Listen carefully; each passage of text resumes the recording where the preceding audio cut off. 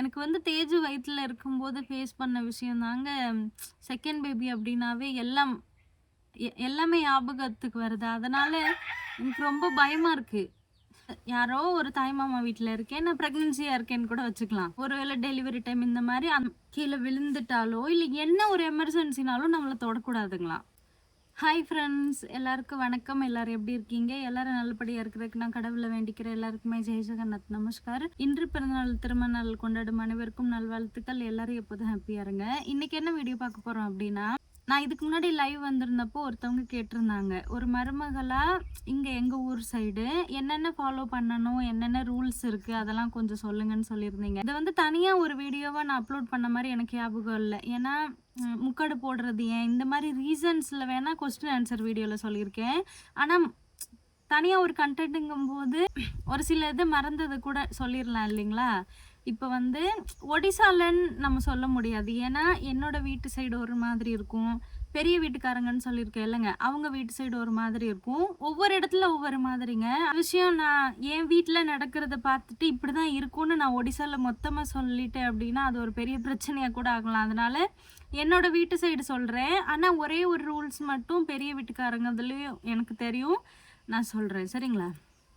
சரி, இப்போ ஃபஸ்ட்டு வந்து முக்காடு போடுற விஷயம். அது வந்து இங்கே நார்மலாக எல்லாருமே வீடியோ அப்லோட் பண்ண ஆரம்பத்தில் மாமியாரையுமே பார்த்துருந்தீங்க அப்படின்னா கண்டிப்பாக முக்காடு போட்டிருப்பாங்க.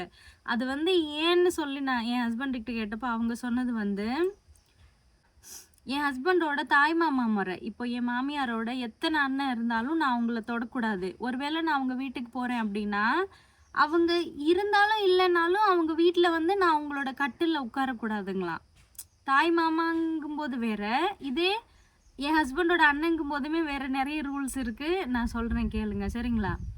அதே மாதிரி இப்போ ஏதாவது ஒரு எமர்ஜென்சி, தாய் மாமாவாக இருக்கிறவங்க எமர்ஜென்சி டைமில் தொட மாட்டாங்க.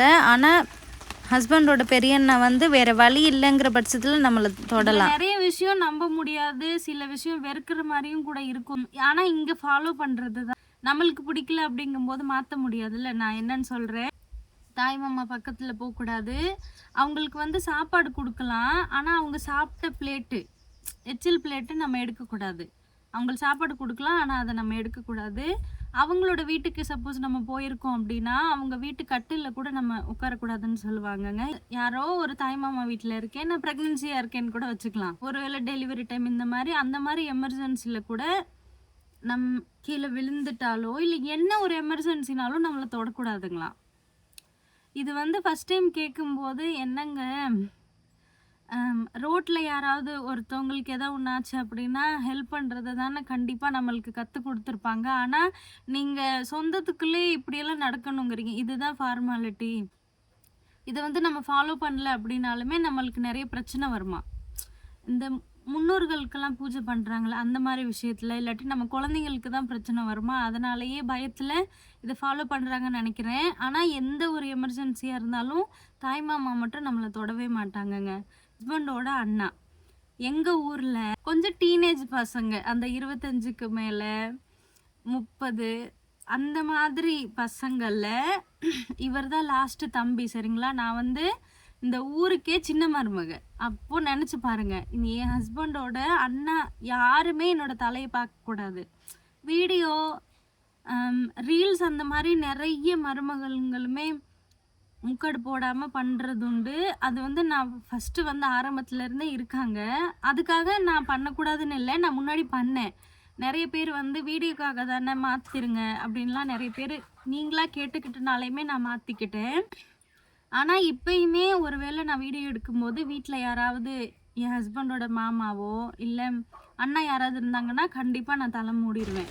இந்த ரூல்ஸில் வந்து பெரிய வீட்டுக்காரங்களுமே இப்போ ஒரு மருமகளோட பெரிய அண்ணா யாராவது சாப்பிட்டாங்க அப்படின்னா அவங்க எச்சில் தட்டு எடுக்க மாட்டாங்க. ஆனால் சாப்பாடு போட்டு கொடுப்பாங்களா என்னங்கிறது மட்டும் எனக்கு தெரியாதுங்க. புரிஞ்சிருக்கும்னு நினைக்கிறேன். ஹஸ்பண்டோட பெரிய அண்ணா, அதுக்கப்புறம் ஹஸ்பண்டோட தாய் மாமா யாருமே எங்கள் தலைமுடியை பார்க்கக்கூடாது. இங்கே நடக்கிற கல்யாணத்துலேயுமே குங்குமம் பூசுறதுக்கு முன்னாடியிலேருந்தே அவங்க மணமேடையில் உட்காந்துருப்பாங்கல்ல. மணமேடைன்னா நம்ம ஊர் மாதிரி இருக்காது, ஆனால் நம்ம ஊர் வழக்கப்படி அதை மணமேடைன்னு தானே சொல்லுவோம். நடுவில் வந்து பந்தக்கால் மாதிரி நட்டுருப்பாங்க, பக்கத்தில் அக்னி இருக்கும். நிறைய கல்யாணம் வந்து வீட்டுக்கிட்டே நடக்கும். அந்த மாதிரி அவங்களோட முறைப்படி எல்லா பூஜையுமே கரெக்டாக முடிச்சிருப்பாங்க. அந்த இடத்துல உட்கார்ந்துருக்கும் போதே அவங்க கண்டிப்பாக தலைமூடி தான் இருக்கணுங்க. இது வந்து கல்யாணம் அன்னைக்கு குங்குமம் பூசுறதுக்கு முன்னாடி வரைய. அப்போ நீங்கள் யோசிச்சு பாருங்க இது வந்து எவ்வளோ பெரிய இம்பார்ட்டன்ட்னு. இதில் வந்து நான் ஃபஸ்ட் டைம் வந்தப்போ இருந்த ஸ்ட்ரகிளையுமே உங்ககிட்ட ஷேர் பண்ணுறேன். நான் ஃபஸ்ட் டைம் வந்திருந்தப்போ குர்த்தி தான் யூஸ் பண்ணேன். நான் அங்கேருந்து வரும்போது ஒரு 2 சேலையோ இல்லை 3 சேலையோ தான் எடுத்துகிட்டு வந்தேன். அதில் எதுவுமே காட்டன் சேலை இல்லை. நம்ம தலை மூடணும் அப்படின்னா இங்கே இருக்கிற காட்டன் சேலை கட்டினா தான் உண்டு. ஏன்னா பட்டு சேலையெல்லாம் நீங்களே நினச்சி பாருங்கள். சில பேர் சமைக்கும் போதெல்லாம் முந்தானி எப்படி எடுத்து இடுப்பில் சொருக்குவாங்க இல்லைங்களா, அவ்வளோ கம்ஃபர்டபுளாலாம் இருக்காது. அதனால் என்னால் தலை மூட முடியலன்னு சொல்லிட்டு கொஞ்ச நாள் நைட்டி அப்புறம் குர்த்தி தான் போட்டுக்குவேன். அதை ஒரு 2-3 பேர் பக்கத்து ஊரில் இருந்து பெரியப்பான்னு சொல்லுவாங்க. அவங்க எல்லாருமே என் மாமனாரை விட ரொம்ப பெரியவங்க. அவங்க எல்லாரும் ஒரு மீட்டிங் மாதிரி போட்டு என்னை கூப்பிட்டுட்டு, இது வந்து தமிழ்நாடு இல்லை ஒடிசா, உங்கள் ஊருக்கு போகும்போது வெளியே எங்கேயாவது போகும்போது வேணால் நீங்கள் சுடிதார் போட்டுக்கோங்க, ஆனால் ஒடிசாக்குள்ளே இருக்கும்போது நீங்கள் கண்டிப்பாக சேலை தான் கட்டணும்னு சொல்லிட்டாங்க. மாமனார் மாமியார் எனக்கு ஒரு சேலை வாங்கிட்டு வந்து கொடுத்தாங்க. இப்போ ஹஸ்பண்டோட அண்ணா மட்டும்தான் நம்ம தலையை பார்க்கக்கூடாது அப்படின்னா, ஹஸ்பண்டோட தங்கச்சி பிரச்சனை இல்லைங்க. இப்போ என் ஹஸ்பண்டோட அக்கா இருக்காங்கல்ல, அவங்களோட சேலையுமே நான் கட்டக்கூடாது. அவங்க ஏன் சேலை கட்ட மாட்டாங்க, நான் அவங்க சேலையை கட்டக்கூடாது. நான் சாப்பிட்ட பொருள் எதுவும் சாப்பிடக்கூடாது. இன்னொன்று, இப்போ ஏதாவது ஒரு ஸ்வீட் வாங்கிட்டு வரோம் அப்படின்னா, நான் ஒரு ஸ்வீட் எடுத்து சாப்பிட்டுட்டேன் அப்படின்னாலுமே அந்த கவரில் இருக்கிற ஸ்வீட் அவங்க சாப்பிட மாட்டாங்க. எனக்குன்னு தனியாக நான் எடுத்து வச்சுக்கிட்டு தான் மற்றவங்களுக்கு ஷேர் பண்ணணும். இந்த ஃபேமிலி நம்ம வீட்டுக்கு வந்திருக்கும் போது நாங்கள் எல்லோரும் சேர்ந்து சாப்பிடுவோம்ல, அதில் வந்து இப்போ தேஜு என் அக்காவோட சேர்ந்து சாப்பிட்டா அப்படின்னா, அவள் சாப்பிட்டுட்டு கை கழுவிட்டு வேணால் என் கூட சேர்ந்து சாப்பிட்டுக்கலாம். ஆனால் அவங்க கூட சேர்ந்து சாப்பிட்டுட்டு கை கழுவாமல் என் கூட சேர்ந்து சாப்பிடக்கூடாது. என்கிட்ட சேர்ந்து சாப்பிட்டா அப்படின்னா அவங்க சாப்பிட்ற தட்டிலேருந்து கொஞ்சம் கூட அவள் கை வைக்கவே கூடாது. இதுவுமே முன்னாடியிலேருந்து இப்போ வரைக்கும் ஃபாலோ பண்ணுறாங்க. அதுக்கப்புறம் என் ஹஸ்பண்டுமே எனக்கு புடவை வாங்கி கொடுத்தாங்க. புடவை கட்டியிருப்பேன். ப்ரெக்னென்சி டைம்லலாம் நீங்கள் அந்த அளவுக்கு பார்த்துருக்க மாட்டீங்க. அதுதாங்க ஒரு பெரிய ஸ்ட்ரகிளே. ஏன்னா நான் அங்கேருந்து வரும்போதே 4 மாதம் ப்ரெக்னென்சியில் தான் வந்தேன். நம்ம தான் வேலை செய்வோம். எப்படின்னா வந்து ஒரு 3 மாதம் இல்லை 4 மாதத்துல கொஞ்சம் கொஞ்சமாக அந்த பொரியல் பண்ணுறதெல்லாம் கற்றுக்கிட்டேன். அதுக்கப்புறம் குழம்பு நார்மலாக ஒரே மசாலா தான், அதனாலேயே கொஞ்சம் ஈஸியாக கற்றுக்க முடிஞ்சது. சில நேரம் மாமியார் இருக்கும்போதுமே இதை ஃபஸ்ட்டு வேக வைக்கிறதா இல்லை மசாலாவில் தான் சமைக்கிறதான்னு இப்பயுமே சில நேரம் கேட்பேன். ஏன்னா ஒரே ரெகுலராக குழம்பு வைக்கிறது வேறு, எப்பயாவது ஒரு டைம் வேறு ஏதாவது வாங்கிட்டு வந்தாங்க அப்படின்னா எனக்கு ஞாபகம் இருக்காது. அதனால் இப்போ வரைக்குமே கேட்டுக்குவேன். கற்றுக்கிட்டதுக்கப்புறம் நம்ம தான் செய்வோம். இருந்தாலுமே பகலில் கொஞ்ச நேரம் கூட என்னை தூங்க விட்டுறதே இல்லை. தேஜு வயிற்றில் இருக்கும்போது நான் ஒரு 1/2 hour கூட நிம்மதியாக தூங்கினதில்லை. கேட்டால் நான் தூங்குறேன் அப்படிங்கிறதுக்காக எனக்கு நார்மல் டெலிவரி வராதான். அப்பயுமே சேலை கட்டியிருப்பேன். நைட்டி போடக்கூடாதுன்னு சொல்லிடுவாங்க. ப்ரெக்னெண்ட்டாக இருக்கும்போது சேலை கட்டுறோம் அப்படின்னா இங்கே மேலே உள்பாடு வந்து மேலே தானங்க கட்டியிருப்போம், நெஞ்சுக்கிட்டு கட்டியிருப்போம் இல்லைங்களா. அது வந்து என்ன ஆயிரும் அப்படின்னா பாவாடையுமே டைட்டாக கட்ட சொல்லுவாங்க. அது நல்லா பாவாடை கட்டியிருக்கிற இடம் உடம்பை சுற்றி வேர்க்குரு வந்திருக்கும். வேர்த்துது அப்படின்னாவே ரொம்ப எரியுங்க. அதுவும் இல்லாமல் வயிறு பெருசாக நம்மளுக்கு கொஞ்சம் அரிக்கும் இல்லைங்களா. அதில் வந்து அந்த ஸ்ட்ரெச் மார்க்கெல்லாம் விழுகுமே, அது வந்து வேர்க்குருவும் இருக்கும், எரியவும் செய்யும். நான் சும்மா சேலையை வச்சு தடவியே எனக்கு கொஞ்சம் அதிகமாக இருந்துங்க. ஒரு நாளாக அழுது அடம் பிடிச்சி நான் நைட்டில் மட்டுமாவது தூங்கும்போது நைட்டி போட்டுக்கிறேன்னு சொன்னேன். ஹஸ்பண்டுமே அந்தளவுக்கு மெச்சூர்டு இல்லைங்கிறனால மாமியார் மாமனார் என்ன சொல்கிறாங்களோ அதை அப்படியே ஃபாலோ பண்ணணும்னு சொல்லுவாங்க. நான் வந்து பண்ண மாட்டேன்னு சொல்லலை, ஆனால் இந்த வெயிலுக்குமே நான் சேலை தான் கண்டிப்பாக கட்டணும்னு சொன்னனால அவ்வளோ ஒரு கஷ்டமாக இருக்கும். அழுவேன், என்னால் முடியல. பகலில் என்னென்னா கொஞ்ச நேரம் கூட தூங்க விட மாட்டேங்கிறீங்க, அதையும் தப்புன்னு சொல்லி குடிச்சிட்டு வந்து கொஞ்சம் சத்தமாக பேசுவாங்க. என்ன பண்ணுறது, ஒரு மாதிரி இருக்கும். உண்மையாகவே எனக்குன்னு ஒரு சின்ன உரிமையே எனக்கு இந்த யூடியூப் லைஃபுக்கு அப்புறம் தான். அதனால் நிறைய ஸ்ட்ரகிள் இருந்தது. தூங்கக்கூடாதுன்னு சொல்லுவாங்க, நடந்துகிட்டே இருக்கணும்னு சொல்லுவாங்க, சேலை கண்டிப்பாக கட்டணும்னு சொல்லுவாங்க. அப்புறம் காலையில் எழுந்திருக்கிறதுமே உண்மையாகவே சொல்கிறேன், நம்ம ஊர்லேயுமே வேலைக்கு போகிறவங்கலாம் 3 மணி 3:30 4 மணிக்கெலாம் எந்திரிச்சு சமைக்கிறவங்க இருக்கீங்க. உங்கள் எல்லாருக்குமே ஒரு பெரிய ஹேட்ஸப். ஏன்னா நான் இப்போ தான் 5 மணிக்கு எந்திரிக்கிறதையே ஒரு 2-3 மாதமாக ரொட்டீனாக பண்ணுறேன். அதுக்கு முன்னாடிலாம் நான் அந்த மாதிரி எந்திரிக்கவே மாட்டேங்க. 6 மணிக்கு தான் எந்திரிப்பேன். ஏன்னா இங்கே இருக்கிற குளிர், வெயில், மழை எல்லாமே எனக்கு புதுசுங்களா. சில நேரம் நைட்டில் சுத்தமாக தூக்கம் இருக்காது. இப்பயாவது பரவாயில்ல. டேபிள் ஃபேன் வாங்கினதுக்கப்புறம் கொஞ்சம் நிம்மதியாக இருந்தேன். இப்போ விட முன்னாடியெல்லாம் ரொம்ப மோசமாக இருக்கும். அங்கே எங்கே சைடில் படுத்துக்குவேன் கட்டிலில், தெரியுங்களா? பாப்பா பாப்பா பிறந்த புதுசுலலாம் எங்கேயாவது சைடில் தூங்கினேன் அப்படின்னா கண்டிப்பாக கொசு வலை கொடுப்பாங்க. ப்ரெக்னெண்ட்டாக இருக்கும்போது அப்படி எங்கள் வீட்டில் அந்த மாதிரி வசதி எதுவுமே இல்லை. ரொம்பங்க தூங்குற விஷயத்துலேருந்து எல்லாத்துலேயுமே சிரமப்பட்டேன். அதனால் அந்தளவுக்கு எந்திரிக்க முடியாது. நான் எந்திரிச்சு வெளியே வரும்போது சில பேர் வீட்டில் சமையலே முடிஞ்சிருக்குமா, அதனால் அதெல்லாம் சொல்லி மாமனார் ஒரு மாதிரி பேசுவார். நீ பாரு, உன்னால் முடிஞ்சதை நீ செய், கொஞ்சம் ட்ரை பண்ணுன்னு தான் என் ஹஸ்பண்ட் எனக்கு சப்போர்ட் பண்ணுவாங்க. ஆனால் அந்த ப்ரெக்னெண்ட்டாக இருக்கும்போது தூங்குற விஷயத்தில் சப்போர்ட் பண்ணி வீட்டில் பேசினாங்க. தமிழ்நாட்டில் இருக்கிறவங்களாம் அவங்க வேலையை முடிச்சிட்டாங்க அப்படின்னா வீட்டில் இருக்கிறவங்க தூங்க தான் செய்வாங்க. அதுக்காக என்ன இவ்வளோ வெயிலில் வெளியே நடந்து திரிய சொல்கிறீங்களா? அந்த பொண்ணுக்கு காட்டமாக இருக்காதா? இதெல்லாம் எதுக்கு நீங்கள் வீட்டில் பேசுகிறீங்க? தூங்குனா தூங்கட்டும்னு சொல்லி பேசினதுக்கப்புறமே டைரெக்டாக திட்டாமல் நம்மளை தூங்க விட மாட்டாங்க. ஏதாவது ஒரு பொருளை போட்டு உடைக்கிறது, அப்படி பண்ணுறது, இப்படி பண்ணுறது, அவங்க 2 பேருக்குள்ள சண்டை வந்துக்கிட்டு இங்கே வா நியாயத்தை கேளு, அது இதுன்னு வேற லெவலில் இருந்துச்சுங்க. அதுக்கப்புறம் வந்து இப்போ நம்ம வீட்டுக்கு பக்கத்தில் இந்த இடத்துல அடி பம்ப் இருக்குல்லங்க, நம்ம வீட்டுக்கு கொஞ்சம் பக்கத்தில் நேராக இருக்கும். ஆனால் அப்போ வந்து அங்கே கிணறு ஒரு இடத்துல இருக்குல்ல, அங்கேருந்து தான் குடிக்கிற தண்ணி கொண்டுட்டு வருவோம். பாத்திரம் விளக்குறதுக்குமே தண்ணி கொண்டுட்டு வருவாங்களா. நான் தனியாக தான் ப்ரெக்னெண்ட்டாக இருக்கும்போதுமே 2 கையிலையுமே 2 பக்கெட்டு தூக்கி தான் தண்ணி கொண்டுட்டு வருவேன். கொஞ்சம் அந்த 8 மாதம் 9 மாதத்துல பயங்கரமாக திட்ட ஆரம்பிச்சிட்டாங்க இங்கே.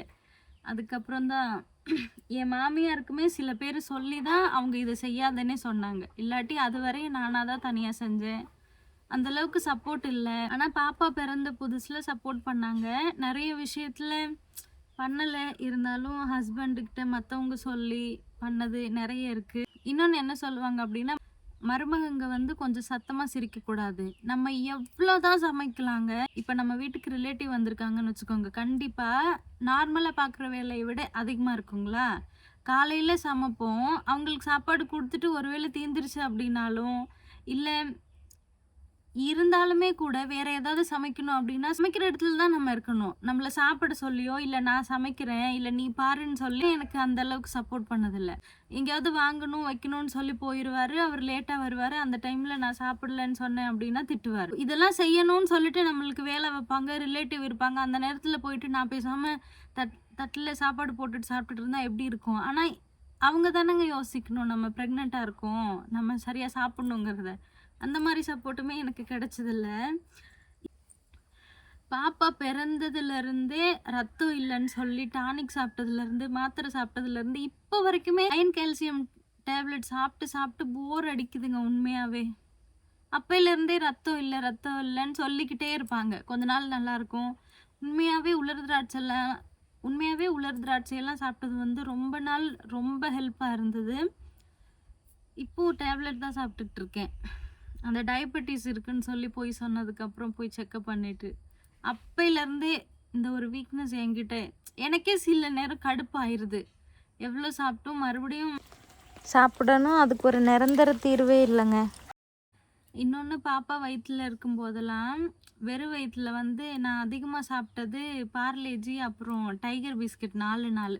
அப்போவுமே கொஞ்ச நாள் பூஜை பண்ணேன். அதுக்கப்புறம் பாப்பா இருக்கிறனால சீக்கிரமாக பசிக்கும், இவ்வளோ லேட்டாலாம் நீ சாப்பிடக்கூடாதுன்னு சொல்லி பூஜை பண்ண வேணான்னு சொன்னாங்க. அதுக்கப்புறம் சாப்பிடல. ஆனால் நான் அதிகமாக ஃப்ரூட்ஸ் எடுத்துக்கிட்டதே இல்லை. எனக்கு எப்போயாவது சூட்டு வலி வரும் தெரியுங்களா, அப்போதுக்கு நான் அழுதேன் அப்படின்னா எனக்கு இளநீரும் தர்பூசணியும் வாங்கிட்டு வந்து கொடுப்பாங்க. மற்றபடி நான் எதுவுமே சாப்பிட்டதில்லை. நினப்பேன் நிறைய வீடியோஸில் நிறைய பேர் ஒரு ஹஸ்பண்டாவோ அப்பா அம்மாவாவோ கேர் பண்ணும்போதெல்லாம் ஃபீலிங்காக இருக்கும். என்ன பண்ணுறது, நம்ம தலையில் என்ன எழுதியிருக்கோ அதுதான் இல்லைங்களா. நிறைய இருக்குங்க.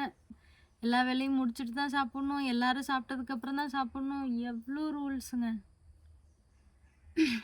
பாப்பா பிறந்ததுக்கப்புறமே நம்ம குளிக்க கம்மாய்க்கு போனோம் அப்படின்னா, இங்கே பாருங்கள், கல்யாணம் ஆனதுலேருந்து நான் ப்ரெக்னெண்ட்டாக இருக்கும்போதுமே என் ஹஸ்பண்டோட ட்ரெஸ்ஸும் நான் தான் துவைப்பேன்.